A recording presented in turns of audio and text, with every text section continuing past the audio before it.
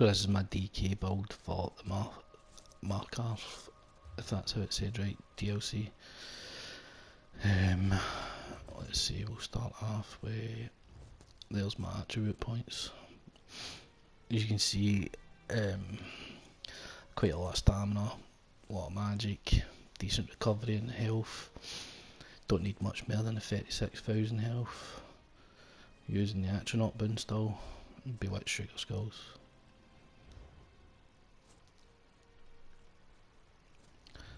So using this Arcasis set, still OP on any tank for 4-man content. As you can see, when you drink a potion while in combat, you and 3 group members gain 44 ultimate. This effect can occur once every 30 seconds.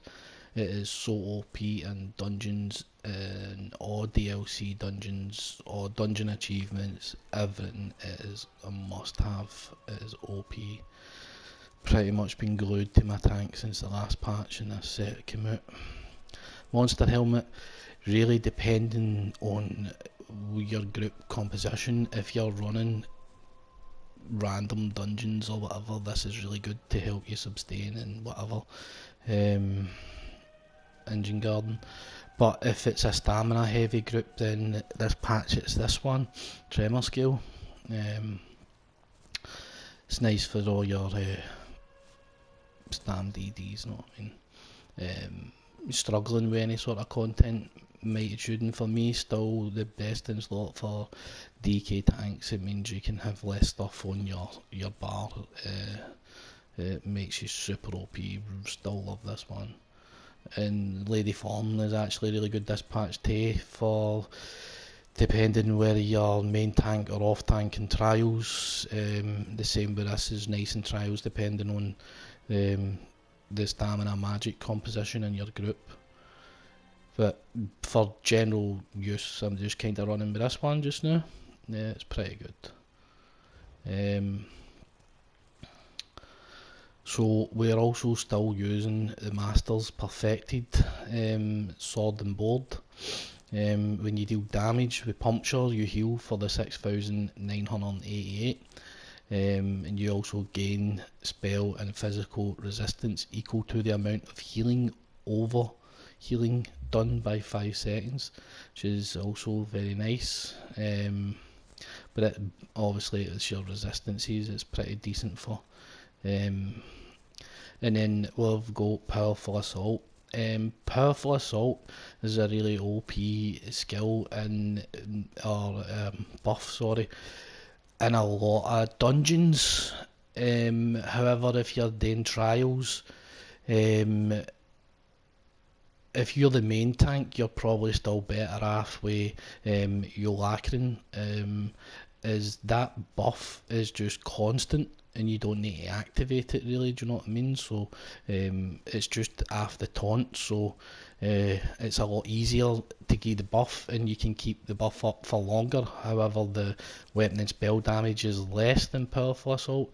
It's constant and you don't need to do anything to activate it, so Yolakrin's is still a really OP choice. So if I was not running the Master Sword and Board and Powerful Assault, if you don't have that, I would be running the Perfected Claw of Yolakrin, and I would still be using Arcasis because, like I said, no matter what, it's super OP. However, if you're going to do trials, depending on the group, you might want to change to, obviously, if you need Yolakrin here, you can also keep Powerful Assault on, or you've got many other choices. Galamens is actually really good this patch, because obviously a lot of people like attacking, and Eben is always really good for the group too, and Turg's Pact is, I guess, a better choice because Alkosh has been nerfed into the ground. However, Alkosh is actually still used in trials if you happen to have a stamina based group. So if you've got 6 stamina and 2 magic, then it's still worth running this, or if you're all stamina, again it's still worth running this.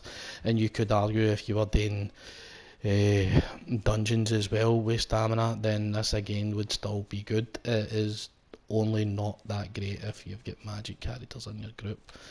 That being said, with the gear, I'll quickly go and show you.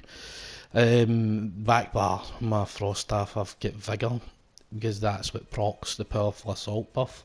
I'll show you here, you can see in my screen. There's a powerful assault buff.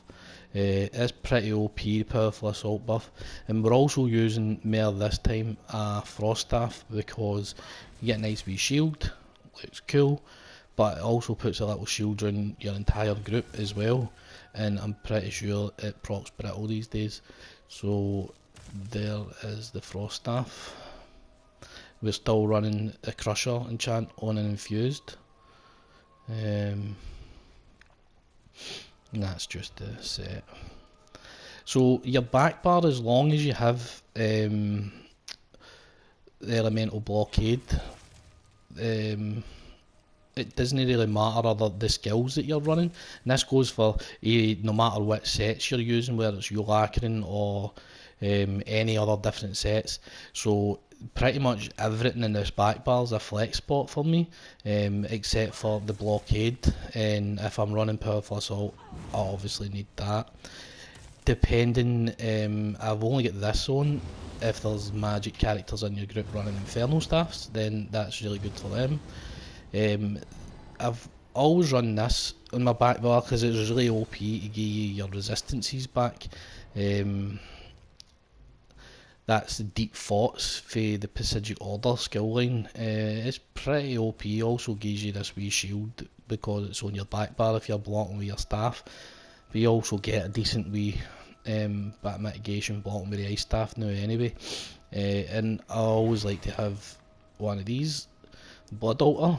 But like I said, you can pretty much change the Blood Altar and the Fiery Breath. Even you could change this for balance depending on what you're doing, what content you're doing. So my front bar, we're running pierced armour again this patch. So it's better this patch, so obviously I've changed to this instead. Last patch we were on ransack, but we're back to this. And this has always been my flex spot, so if you're doing trash and dungeons and whatever, then the chains are just insanely good. That's the best thing about a DK. If we're going and doing something a little bit harder, tanking some harder bosses, then heroic slash all day long. Obviously we've got Igneous Shield and Green Dragon Blood, and you want to do that like a combination. So if you see that when you use Igneous Shield, you get a 3 seconds in major mending, and in that 3 seconds is when you want to heal yourself because you'll get a higher crit on the heal. And I always use this. This can be morphed if you, depending on what content you're doing. If you're doing something like solo tanking Stone Garden, the burn in there is insane, and you would probably switch this to its other morph, I believed is Absorb Missiles or something it's called. But I basically use this one, Defensive Stand, for the passives. I don't actually ever use this, it's just on my bar for the passives. So while we have a shield equipped and the amount of damage you can block is increased by 10% and the cost of blocking is reduced by 10%. Now the reason I've got that on is because if we quickly take a look at my jewellery, you'll see my jewellery has reduced the cost of reduce the cooldown of potions by 5 seconds on both of them. So that's the speed glyphs for both my jewellery, and still running the same, reduce the health, magic and stamina cost of abilities. But it's mainly because of these. Normally I would have had reduced cost of block on here, but I feel that having the flex spot on my bar with the defensive stands, I don't really need anything on my bar, so that saves me for having 2 glyphs. It means my cooldown for my potions is back to like 30 seconds or just 32 or whatever, but it means I can pretty much use that set or Cassis to its full ability, again where that can be procced pretty much every 30 seconds. So I'm pretty much there, so I can do that. It's the reason why we're running defensive stance. But again, even if you don't have the Arcases and you're running like Eben and Yolakrin or Alkosh and Yolakrin, defensive stance is still a really good skill. Like I say, it reduces the cost, the stamina and how much you're losing in that. And we'll go and I'll show you my champions points quickly. So I don't ever change my champion points for the nearly 2 years that I've played the game. The last year and a half I've fun this setup, and it's been sort of much standard for most of my tanks, which is 81 Ironclad, 49 Hard 8, 49 Elemental Defender, 48 in Thick Skin, 43 in Quick Recovery. And the reason I'm going in the Quick Recovery is because I want to heal myself and I don't want to rely on the healers. It's the same why I've got 75 in Blessed and 72 in Elfborn for the critical healing with magic abilities. As you can see, my heal is a magic ability, so that is why that's there. Back to the champions tree. So the most important ones here really in the blue tree is like I say, the Blessed and the Elfborn. You don't really need anything in this tree. I like to keep a hunter in. I need 120 in here for the Last Dance. Last Dance is really OP. I've said this in my last Necro build. It's basically for the passive, just for this, and it's insanely good. A really nice ultimate regeneration when you need it. So that's lovely. You want that. It doesn't really matter where these go. You can put them anywhere you like.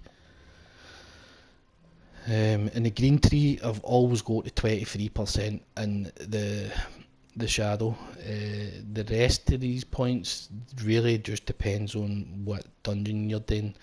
So, for example, if you were doing something like Castle Form, you're going to be dodge rolling a lot, so you want to put as much in there as possible. You don't really need too much more than this in Tenacity because it doesn't really add much more stamina return that you're getting anyway, so it's hardly really worth putting much more in there. And again, like I said, this just depends on what you're doing.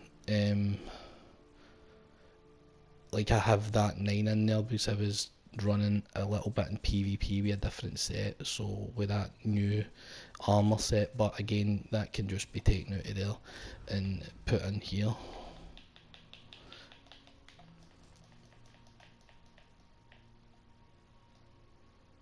Just leave it there for the time being. But again, it doesn't really matter too much. The the green tree, sorry. It's just really having the 23% in the shadow.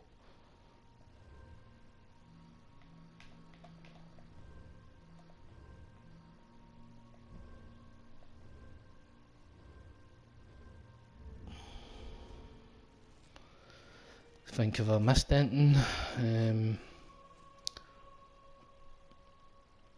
I don't think so. So if I was going to main tank, like I said, you've got loads of options. Still a lot of gears good. Your Alkosh is good if you've got stamina based characters. That's kind of it. Oh, I'm running Warhorn, always running Warhorn in the front bar, barrier in the back bar. I don't think there's many times that you want to be more selfish than maybe sort of if you're really struggling and doing any kind of harder content, then you might want to change one of these two for still one of the best for me is Magma Shell. Gives you all your resources back and just kind of OP for the duration of that ability. So that is kind of it. Catch you all later.